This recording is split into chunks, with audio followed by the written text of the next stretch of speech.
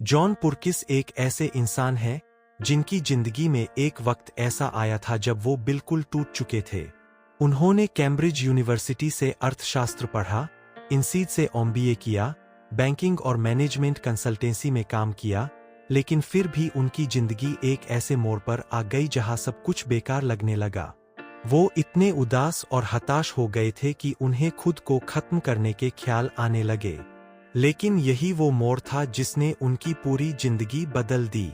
उन्होंने महसूस किया कि सिर्फ सोचते रहने और मेहनत करते रहने से जिंदगी नहीं बदलती, कुछ और भी चाहिए होता है, एक अंदरूनी बदलाव, एक गहरी जागरूकता। कुछ साल बाद जब वो पेरिस में थे और वहां मेट्रो हड़ताल की वजह से सब कुछ थम गया था, तो उनके पास करने के लिए कुछ नहीं था और पैसे भी बेहद कम थे। उसी दौरान उन्होंने एक उपन्यास पढ़ा जिसने उन्हें ध्यान यानी मेडिटेशन करना सिखाया।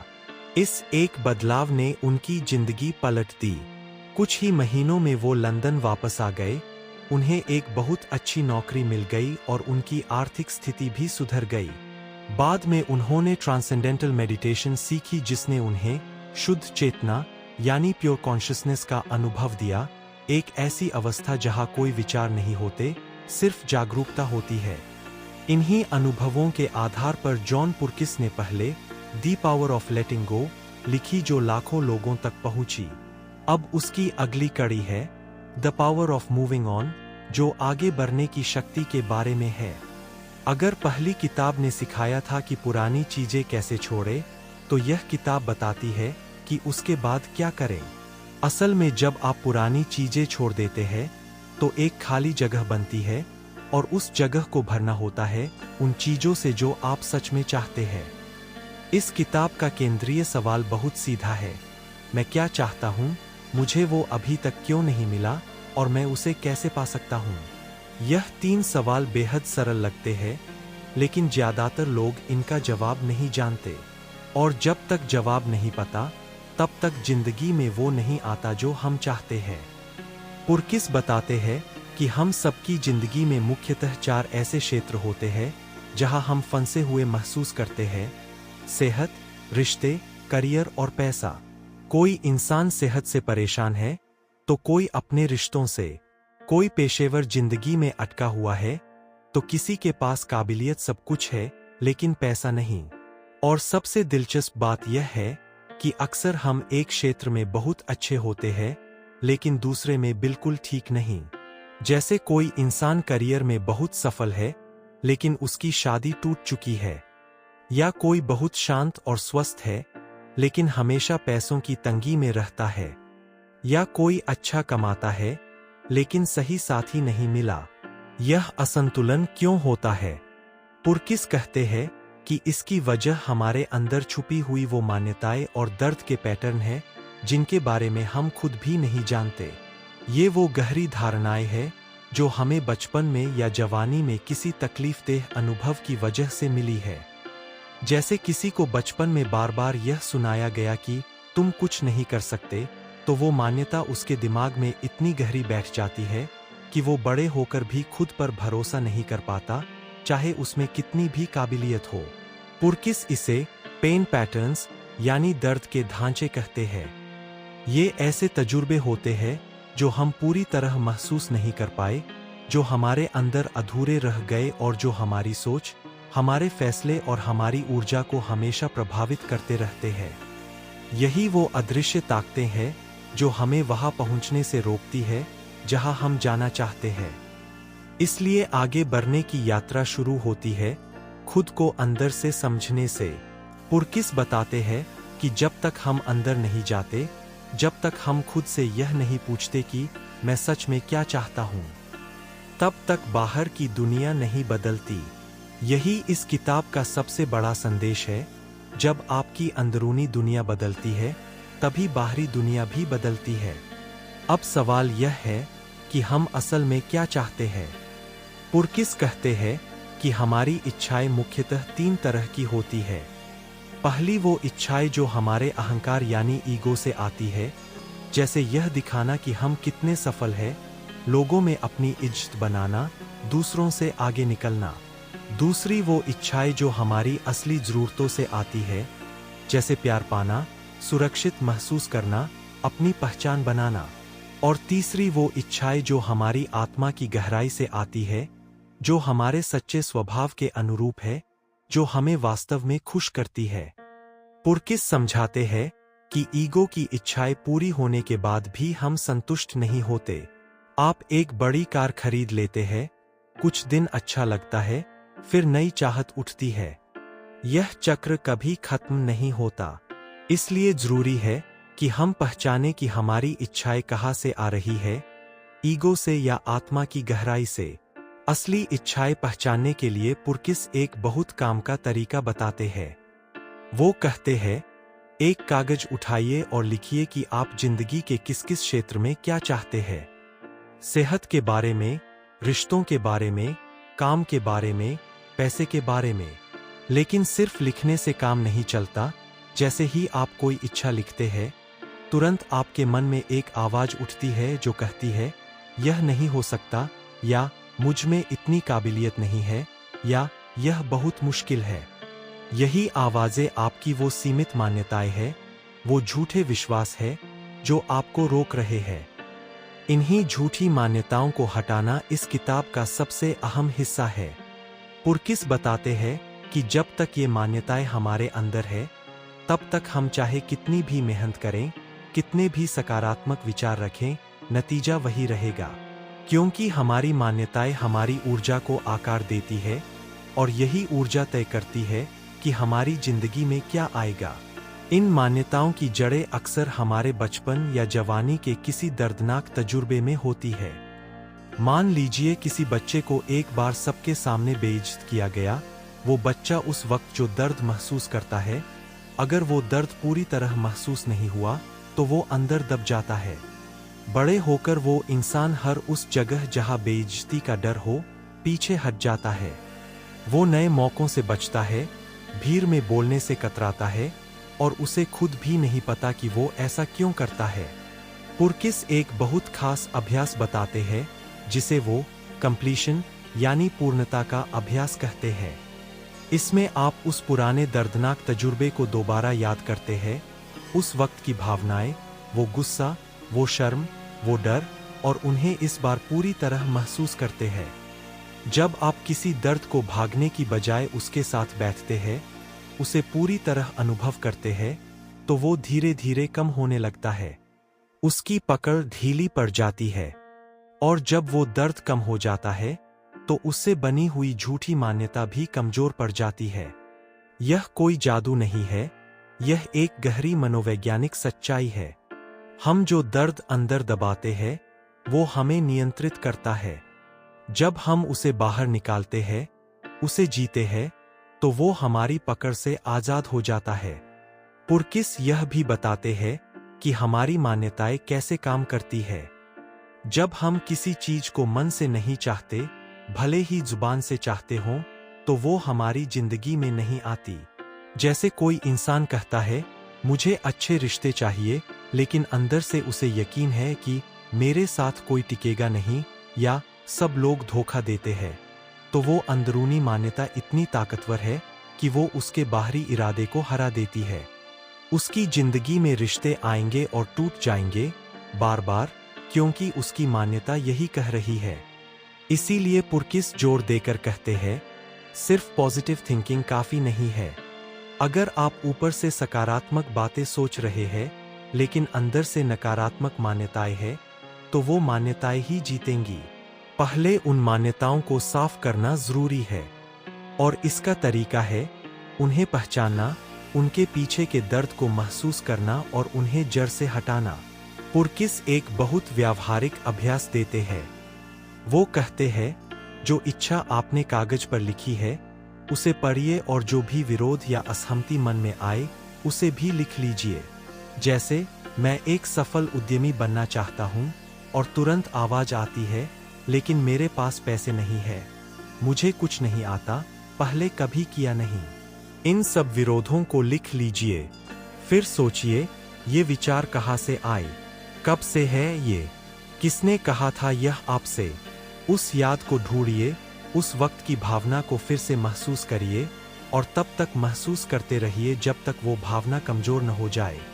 फिर दोबारा अपनी इच्छा पढ़िए और देखिए अब भी कोई विरोध है। अगर है तो उसे भी इसी तरह साफ करिए। यह प्रक्रिया धीरे धीरे आपके अंदर की रुकावटें हटाती जाती है। अब बात करते हैं चेतना की, कॉन्शसनेस की। पुरकिस इस किताब का एक बड़ा हिस्सा इस विषय को देते हैं क्योंकि उनके मुताबिक यही असली चाबी है। वो कहते हैं कि हम जो कुछ भी है, हम जो कुछ भी अनुभव कर रहे हैं, वो सब चेतना में हो रहा है।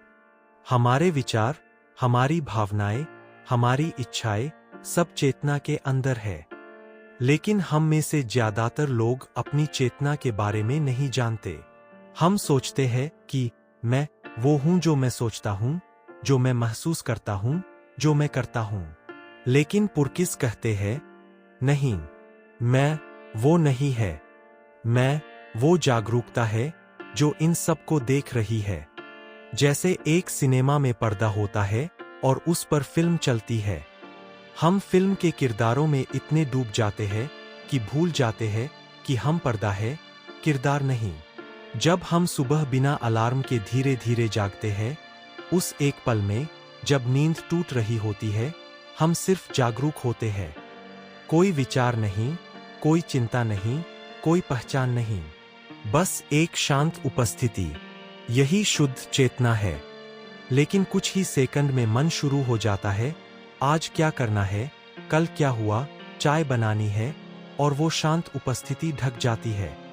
ध्यान का काम यही है कि वो शांत उपस्थिति, वो शुद्ध चेतना को बार बार अनुभव कराना। जितनी बार हम उस अवस्था में जाते हैं, उतनी ही हमारी जागरूकता का स्तर बढ़ता है। और जब जागरूकता बढ़ती है, तो हम अपने विचारों और भावनाओं को ज्यादा साफ देख पाते हैं। हम उनमें डूबते नहीं, उन्हें देखते हैं। और इसी देखने की क्षमता से बदलाव शुरू होता है। पुरकिस ट्रांसेंडेंटल मेडिटेशन के बारे में विस्तार से बात करते हैं। यह एक ऐसी ध्यान की तकनीक है जिसमें आप आंखें बंद करके बैठते हैं और एक मंत्र का उपयोग करते हैं। इस ध्यान में आप विचारों को रोकने की कोशिश नहीं करते, बस उन्हें आने देते हैं और जाने देते हैं। धीरे धीरे मन शांत होने लगता है और आप एक गहरी शांत अवस्था में पहुंचते हैं जहां विचारों का शोर कम हो जाता है। पुरकिस बताते हैं कि इस ध्यान से उनकी इंट्यूशन यानी अंतर्ज्ञान बहुत तेज हो गई। वो सही समय पर सही फैसले लेने लगे। उन्हें जो करना था वो अपने आप पता चलने लगा, बिना ज्यादा सोचे विचारे। यह इसलिए होता है क्योंकि जब मन का शोर कम होता है, तो हम उस गहरी बुद्धिमानी से जुड़ पाते हैं जो हमेशा हमारे अंदर मौजूद है, लेकिन विचारों के शोर में दब जाती है। पुरकिस यह भी कहते हैं कि ध्यान सिर्फ मानसिक शांति के लिए नहीं है, यह हमारी इच्छाओं को पूरा होने में भी मदद करता है। जब हम शुद्ध चेतना की अवस्था में होते हैं, तो हमारी इच्छाएं जैसे ब्रह्मांड को एक साफ संकेत भेजती है। जब मन में शोर होता है, भय होता है, संदेह होता है, तो वो संकेत कमजोर हो जाता है या मिश्रित हो जाता है। इसीलिए ध्यान इतना जरूरी है। इसके साथ साथ पुरकिस माइंडफुलनेस यानी सचेतनता की भी बात करते हैं। वो बताते हैं कि हम ज्यादातर वक्त या तो अतीत में होते हैं, पुरानी बातें सोचते रहते हैं, या भविष्य में चिंता करते रहते हैं। लेकिन असल जिंदगी तो अभी इस पल में हो रही है।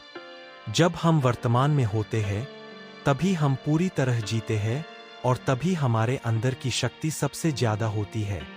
अब एक बड़ा और दिलचस्प विषय आता है, सरेंडर यानी समर्पण। यह शब्द सुनकर लग सकता है कि इसका मतलब हार मान लेना है, लेकिन पुरकिस बताते हैं कि असल में समर्पण सबसे बड़ी ताकत है। हम अक्सर जिंदगी को कंट्रोल करने की कोशिश करते हैं। हम चाहते हैं कि सब कुछ हमारी मर्जी से हो, हमारी मर्जी से लोग हमसे बात करें, हमारी मर्जी से काम हो, हमारी मर्जी से रिश्ते चलें। लेकिन यह नहीं होता, और जब नहीं होता तो हम तनाव में आ जाते हैं, परेशान हो जाते हैं, लड़ते हैं या टूट जाते हैं। पुरकिस कहते हैं, जिंदगी को कंट्रोल करने की जरूरत नहीं है। एक बहुत बड़ी बुद्धिमानी है जो इस ब्रह्मांड में काम कर रही है, वो ब्रह्मांड की बुद्धिमानी, वो प्रकृति की शक्ति जो हमारे छोटे से दिमाग से कहीं ज्यादा समझदार है। जब हम अपना ईगो छोड़ते हैं, जब हम यह नहीं सोचते कि मुझे ही सब संभालना है, तो हम उस बड़ी बुद्धिमानी से जुड़ जाते हैं और तब जिंदगी बहुत आसान हो जाती है। यह कॉन्सेप्ट कई स्पिरिचुअल परंपराओं में मिलता है। ताओइज्म में इसे WWEI कहते हैं, बिना जोर लगाए काम करना। बुद्धिज्म में इसे अटैचमेंट्स छोड़ना कहते हैं। अद्वैत वेदांत में यह सेल्फ को ब्रह्मा में विलीन करना है।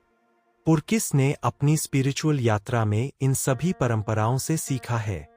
समर्पण का मतलब यह नहीं है कि आप कोशिश ही न करें। इसका मतलब है अपनी पूरी कोशिश करिए, लेकिन नतीजे से अटैच्ड मत रहिए। काम करिए, लेकिन यह न सोचिए कि अगर नतीजा वैसा न हुआ जैसा चाहते हैं तो जिंदगी बर्बाद हो जाएगी। जब आप नतीजे से अटैच्ड होते हैं तो काम में एक तनाव आ जाता है, और यही तनाव अक्सर उस चीज को रोक देता है जो आप चाहते हैं।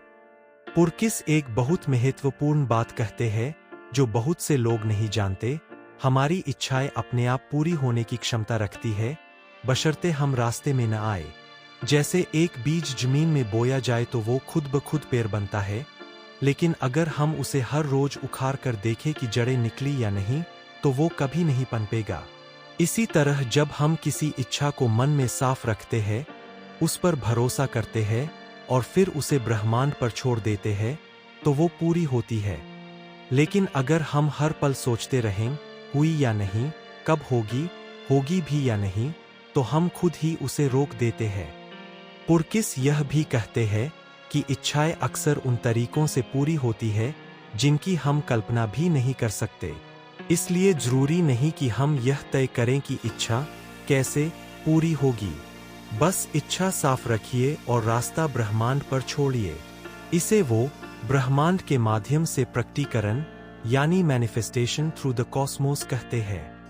और इसी से जुड़ा एक और जरूरी बात, कभी भी उस चीज के बारे में मत सोचिए जो आप नहीं चाहते। अगर आपका मन जाए उस तरफ, ऐसा मत हो, वो मत हो, तो तुरंत अपना ध्यान उस तरफ ले जाइए जो आप चाहते हैं। क्योंकि हमारी सोच ऊर्जा है और ऊर्जा जहाँ जाती है वहाँ नतीजे बनते हैं। नकारात्मक सोच उसी नकारात्मकता को आकर्षित करती है। अब पुरकिस ईगो के बारे में गहराई से बात करते हैं। वो बताते हैं कि ईगो असल में वो मैं की कहानी है जो हम खुद अपने बारे में बनाते हैं। मेरा नाम, मेरी जाति, मेरा धर्म, मेरा देश, मेरी नौकरी, मेरे रिश्ते, मेरा बचपन, मेरी तकलीफें, इन सब चीजों को जोड़कर हम एक मैं बना लेते हैं। लेकिन यह मैं असली नहीं है। यह एक बनाई हुई पहचान है।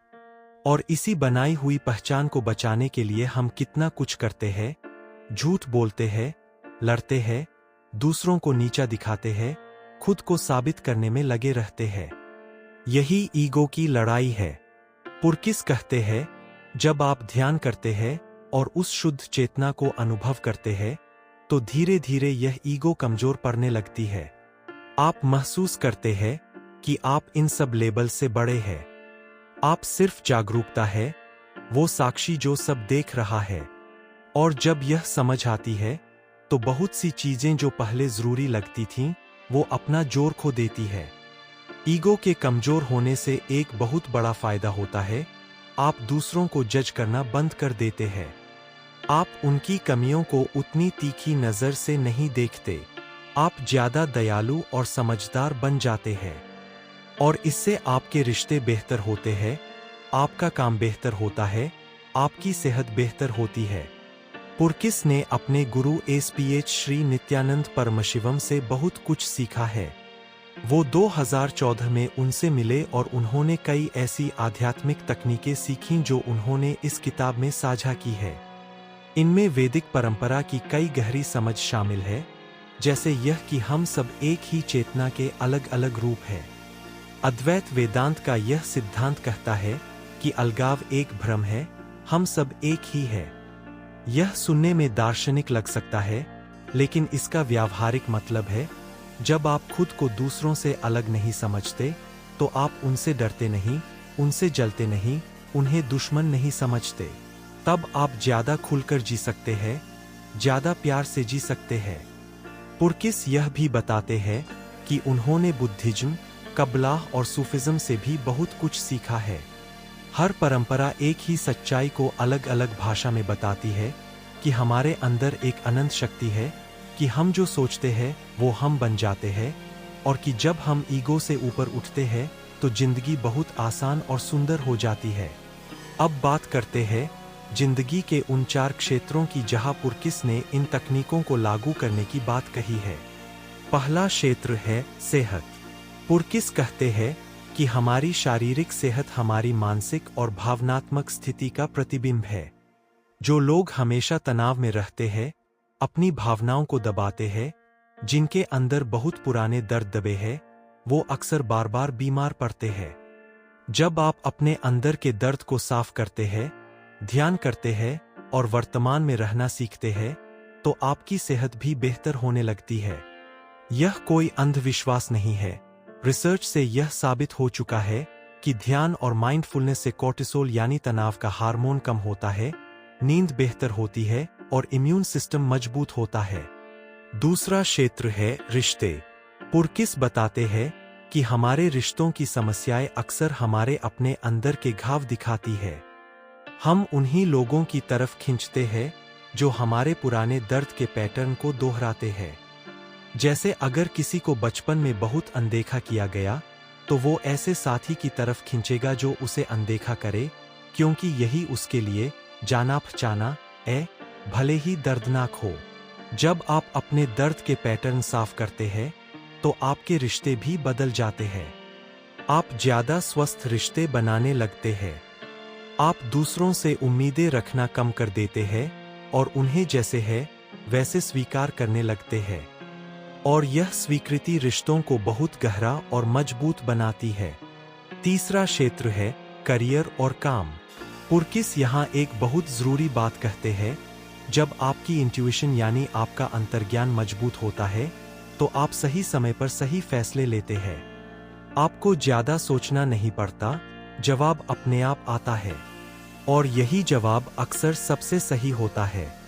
पुरकिस ने खुद यह अनुभव किया। ध्यान करने के बाद उनकी इंट्यूशन इतनी तेज हो गई कि वो एग्जीक्यूटिव सर्च यानी बड़े अधिकारियों की भर्ती के क्षेत्र में बहुत सफल हो गए। उन्हें पता चल जाता था कि कौन सा उम्मीदवार किस पद के लिए सही है। यह सब उनके शुद्ध चेतना से जुड़ाव की वजह से था। वो यह भी बताते हैं कि काम में जब ईगो कम होती है, तो हम ज्यादा क्रिएटिव यानी रचनात्मक हो जाते हैं। हम दूसरों के साथ बेहतर काम करते हैं, हम ज्यादा खुलकर सोचते हैं और नए रास्ते ढूंढते हैं। जबकि जब ईगो ज्यादा होती है, जब हम हर बात में यह साबित करने में लगे होते हैं कि हम सबसे बेहतर हैं, तो हम असल में खुद की प्रगति रोक रहे होते हैं। चौथा क्षेत्र है पैसा और आर्थिक स्वतंत्रता। पुरकिस कहते हैं कि पैसे के बारे में भी हम सबकी बहुत गहरी मान्यताएं हैं। कुछ लोगों को बचपन से सुनाया गया है, पैसा बुरी चीज है, अमीर लोग बेईमान होते हैं, हम कभी अमीर नहीं हो सकते। ये मान्यताएं उनके अंदर इतनी गहरी बैठ जाती है कि भले ही वो खूब मेहनत करें, पैसा उनके पास नहीं टिकता या उनके पास आता ही नहीं। इसलिए जरूरी है कि पैसे के बारे में अपनी मान्यताओं को जांचा जाए। क्या आप सच में यकीन करते हैं कि आप अमीर हो सकते हैं? क्या आपको लगता है कि आप इसके लायक हैं? अगर अंदर से जवाब नकारात्मक है, तो पहले उस मान्यता को बदलना होगा। पुरकिस यह भी कहते हैं कि जब आप शुद्ध चेतना की अवस्था में होते हैं और आपकी इच्छा साफ होती है, तो पैसा भी आकर्षित होता है। यह इसलिए नहीं कि कोई जादू है, बल्कि इसलिए कि आप सही मौकों को देख पाते हैं जो पहले दिखते नहीं थे। आपकी इंट्यूशन आपको सही दिशा में ले जाती है। आप सही लोगों से मिलते हैं, सही समय पर सही फैसले लेते हैं। पुरकिस अपनी किताब में कई व्यावहारिक अभ्यास देते हैं। एक बहुत सरल लेकिन असरदार अभ्यास है, हर दिन सुबह शांत बैठकर अपनी इच्छाओं को साफ मन से याद करना, उन्हें विजुअलाइज करना, जैसे वो पहले से हो चुकी है। उस खुशी को महसूस करना जो तब होगी जब वो इच्छा पूरी होगी। यह विजुअलाइजेशन तकनीक बहुत पुरानी है और कई सफल लोगों ने इसका इस्तेमाल किया है। लेकिन पुरकिस यहाँ एक और ज़रूरी बात जोड़ते हैं, विजुअलाइजेशन के बाद उस इच्छा को छोड़ दीजिए, उससे चिपके मत रहिए। बीज बोकर उसे पानी दीजिए, लेकिन बार बार उखाड़कर मत देखिए। भरोसा रखिए कि जो होना है होगा, और उससे भी बेहतर तरीके से होगा जितना आपने सोचा था। एक और अभ्यास है जो पुरकिस बताते हैं, कृतज्ञता यानी शुक्रगुजारी। वो कहते हैं, हर रोज उन चीजों की एक सूची बनाइए जिनके लिए आप शुक्रगुजार हैं। यह छोटी छोटी चीजें भी हो सकती है, एक अच्छा खाना, एक मुस्कुराता हुआ चेहरा, एक सूर्यास्त। शुक्रगुजारी की यह आदत हमारी सोच को नकारात्मक से सकारात्मक की तरफ मोड़ती है और हमारी ऊर्जा को ऊंचा रखती है। पुरकिस यह भी बताते हैं कि बदलाव धीरे धीरे होता है और यह एक बार की प्रक्रिया नहीं है। जैसे शरीर को रोज खाना चाहिए, वैसे ही मन को रोज ध्यान और जागरूकता की जरूरत है। अगर आप एक बार ध्यान करके सोचे कि सब ठीक हो गया, तो ऐसा नहीं होगा। यह एक लाइफस्टाइल है, एक रोज का अभ्यास है। वो यह भी स्वीकार करते हैं कि कभी कभी पुराने दर्द वापस आ सकते हैं, पुरानी मान्यताएं फिर सिर उठा सकती है। यह निराशाजनक लग सकता है, लेकिन यह सामान्य है। हर बार जब ऐसा हो, तो वापस उसी प्रक्रिया पर आ जाइए, पहचानिए, महसूस करिए, छोड़ दीजिए। पुरकिस कहते हैं कि जैसे जैसे आप यह अभ्यास करते जाते हैं, आप पाएंगे कि जिंदगी की चुनौतियां कम नहीं होती, लेकिन आपकी उनसे निपटने की क्षमता बढ़ जाती है। आप हर मुश्किल को एक अवसर की तरह देखने लगते हैं। आप पहले जहां घंटों या दिनों तक परेशान रहते थे, वहां अब कुछ ही मिनटों में वापस अपने सेंटर पर आ जाते हैं। पुरकिस एक और बहुत गहरी बात कहते हैं, जब आप अपनी चेतना का स्तर बढ़ाते हैं, तो आप सिर्फ एक चैनल बन जाते हैं, एक माध्यम। ब्रह्मांड की ऊर्जा आपके जरिए बहने लगती है। तब आप सिर्फ अपने लिए नहीं जीते, आपका काम, आपकी मौजूदगी, आपके विचार, सब दूसरों के लिए भी मददगार हो जाते हैं। यह एक बहुत ऊंची अवस्था है, जहां ईगो इतनी कम हो जाती है कि आप बस एक जरिया बन जाते हैं। और यही वो अवस्था है जहां सबसे बड़ी उपलब्धियां होती है, सबसे गहरे रिश्ते बनते हैं और सबसे ज्यादा खुशी मिलती है। पुरकिस कई ऐसे लोगों की बात करते हैं, वैज्ञानिक, कलाकार, उद्यमी, जिन्होंने अपने सबसे बड़े काम के बारे में कहा है कि वो मुझसे नहीं आया, कुछ और था जो मुझसे होकर बह रहा था। आइंस्टाइन ने कहा था कि उनके सबसे बड़े इंसाइट्स उन्हें तब मिले जब वो कुछ नहीं सोच रहे थे। मोजार्ट ने कहा था कि संगीत उनके दिमाग में पूरा का पूरा आ जाता था, उन्हें बस उसे लिखना होता था। यही शुद्ध चेतना की ताकत है। जब मन शांत होता है, तो जो कुछ भी असली, सच्चा और सुंदर है, वो अपने आप प्रकट होता है। पुरकिस के अनुसार आगे बढ़ना यानी मूविंग ऑन का असली अर्थ यह नहीं है कि हम अपने अतीत को नकार दें या भूल जाए।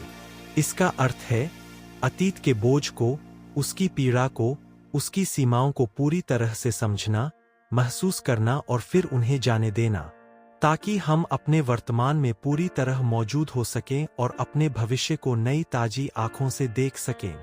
वो बताते हैं कि बहुत से लोग मूविंग ऑन को एक बार की घटना समझते हैं, जैसे कोई दरवाजा बंद किया और आगे चल पड़े। लेकिन असल में यह एक सतत प्रक्रिया है। हर नए दिन, हर नई चुनौती के साथ हम थोड़ा और आगे बढ़ते हैं, थोड़ा और खुद को समझते हैं, थोड़ा और हल्के होते जाते हैं। और इसी हल्केपन में जिंदगी की असली खूबसूरती है। जब मन का बोझ कम होता है, तो हर पल में एक नई ताजगी होती है। हर सुबह एक नई शुरुआत होती है। हर इंसान से मिलना एक नया अनुभव होता है। जिंदगी एक घिसी पिटी दिनचर्या नहीं रहती, बल्कि एक जीवंत, रोमांचकारी यात्रा बन जाती है। पुरकिस ने अपनी किताब में एक बात बार बार कही है कि यह सिर्फ पढ़ने की किताब नहीं है, इसे जीना होता है। हर अभ्यास को करके देखना होता है, हर बात को अपनी जिंदगी में उतारना होता है। सिर्फ पढ़ने से कुछ नहीं बदलेगा, जैसे सिर्फ जिम की किताब पढ़ने से पेट नहीं घटता। वो अपने पाठकों को प्रोत्साहित करते हैं कि वो एक डायरी रखें। उसमें लिखें, क्या बदला, क्या महसूस हुआ, कहाँ रुकावट आई। यह लिखना भी एक तरह का रिफ्लेक्शन है जो हमें खुद को बेहतर समझने में मदद करता है। पुरकिस यह भी कहते हैं कि जब आप इस यात्रा पर चलते हैं तो आपको कुछ ऐसे लोग मिलेंगे जो इसे नहीं समझेंगे। वो कह सकते हैं, यह सब बेकार है, व्यावहारिक सोचो, ध्यान से क्या होगा। यह स्वाभाविक है, लेकिन जो नतीजे आप देखेंगे अपनी जिंदगी में, अपने रिश्तों में, अपने काम में, वो खुद ब खुद जवाब दे देंगे। जॉन पुरकिस की जिंदगी खुद इस बात की मिसाल है। एक ऐसा इंसान जो कभी हताशा और अवसाद के अंधेरे में था, जिसने मेडिटेशन और स्पिरिचुअल टेक्निक्स की मदद से खुद को पूरी तरह बदल लिया। आज वो न सिर्फ एक सफल एग्जीक्यूटिव सर्च एक्सपर्ट है, बल्कि एक बेस्ट सेलिंग ऑथर भी है, जिनकी किताबें द पावर ऑफ लेटिंग गो और the power of moving on लाखों लोगों की जिंदगी बदल रही है। उनकी किताब का मूल संदेश यही है, आप जो भी चाहते हैं उसे पाना संभव है, लेकिन उसका रास्ता बाहर नहीं, अंदर से होकर जाता है। अपनी सीमित मान्यताओं को पहचानिए और हटाइए। अपने पुराने दर्द को महसूस करके छोड़िए। ध्यान के जरिए अपनी चेतना को जगाइए। अपनी असली इच्छाओं को पहचानिए और उन पर भरोसा रखिए, और फिर ब्रह्मांड पर भरोसा करते हुए बिना नतीजे से चिपके अपना काम करते रहिए। जब आपकी अंदरूनी दुनिया बदलती है तो बाहरी दुनिया अपने आप बदल जाती है।